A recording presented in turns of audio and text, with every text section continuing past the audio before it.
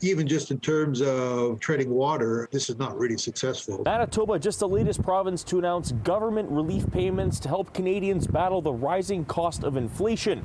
Premier Heather Stefanson unveiling what she calls the Carbon Tax Relief Fund with a price tag of $200 million. The latest funding is aimed at helping around 700,000 Manitobans deal with the rising costs of food, fuel, and other necessities. Seniors, singles, couples with or without children who lived in Manitoba on December 31st, 2021, and whose family net income was less than $175,000 will receive a check. The Carbon Tax Relief Fund will provide payments of $225 per single person and $375 per couple. This is the second time the Stefanson government is sending out relief checks.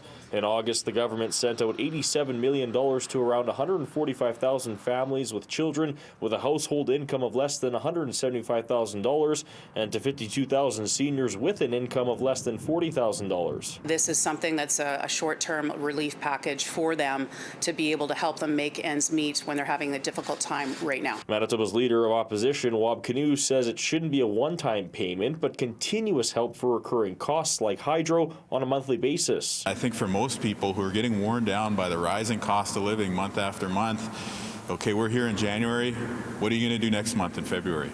What about March, April, so on through the rest of the year, right? Similar funding has been announced by provincial governments across the country.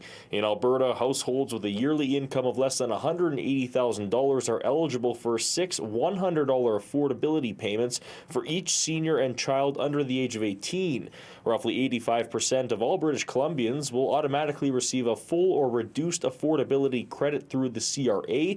It will provide $164 per adult and $41 per child. Fletcher Beauregard says other provinces have targeted certain segments of the population with their funding, but Manitoba is taking a broader approach. It's less of a sort of an economic and assistance measure than, to some extent, what might be seen as a politically popular one. Beauregard says he is not surprised by this announcement with the election approaching.